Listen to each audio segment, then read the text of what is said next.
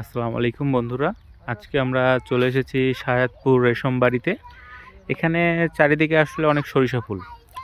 কৃষকরা এখানে অনেক সরিষা বুনেছে। এখানে সরিষা ফুলগুলো অনেক সুন্দর দেখাচ্ছে। তো আমি নিজেও এসেছি এখানে দেখতে, তাই ভাবলাম যে আমি আপনাদের সাথে শেয়ার করি।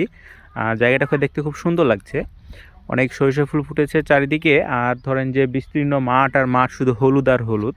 আমরা আসলে যেটা মনে মনে কল্পনা করি যে আমাদের চারপাশে সরিষা ফুল থাকবে, আমরা ওভাবে একটা জায়গায় ঘুরবো কিংবা কিছু ছবি তুলবো, কিছু সুন্দর মুহূর্ত আমরা স্মৃতির পাতায় রেখে দিব, ওরকমই একটা জায়গা। আপনারা চাইলে এই জায়গায় আসতে পারেন। এটা অ্যাড্রেসটা হচ্ছে শাহজাদপুর রেশমবাড়ি বলে। আপনারা আসলে এই জায়গাটায় খুব সুন্দর ঘুরতে পারবেন এবং পরিবারের সাথে কিছুটা সময় কাটাতে পারবেন।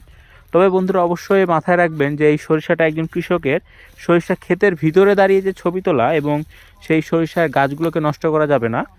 এসে আমরা ছবি নেব, পরিবারের সাথে সময় কাটাবো।